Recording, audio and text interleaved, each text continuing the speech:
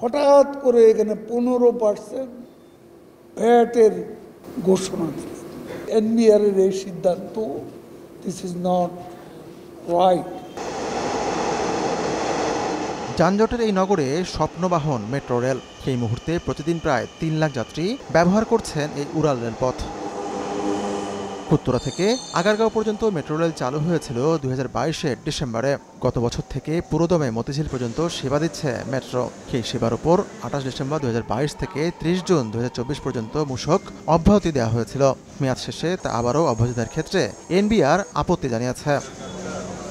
সেই হিসাবে এনবিআর এর সিদ্ধান্ত হলো আসছে 1 জুলাই থেকে 15% ভ্যাট আরোপ করা হবে মেট্রো ভাড়ায়। রোববার রাজধানীর একটি হোটেলে মেট্রো রেলের ব্র্যান্ডিং বিষয়ক সেমিনারের আয়োজন করে মেট্রো কর্তৃপক্ষ ডিএমটিসিএল। এতে অংশ নিয়ে সড়ক পরিবহন সেতুমন্ত্রী বলেন, এনবিআর এর এই সিদ্ধান্ত বাস্তবায়িত হলে জনপ্রিয় এই বাহন জনপ্রিয়তা হারাবে। Mister white detergent powder, perfect পরিষ্কার প্রতিবার। হঠাৎ করে এখানে 15% ভ্যাটের ঘোষণা দিল।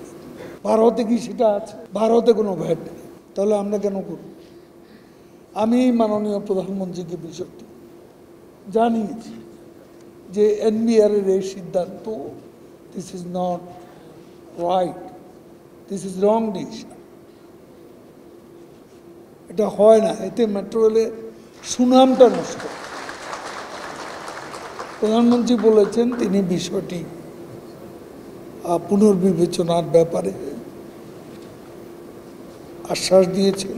তার মতে মেট্রো যাত্রীরা যত্নবান নন, শৃঙ্খলা মেনে এই সেবা নিতে নগরবাসীর প্রতি আহ্বান জানান মন্ত্রী। সকলকে বলবো যারা ইউজার তারা যেন আমাদের এই মূল্যবান সম্পদ এটাকে যেন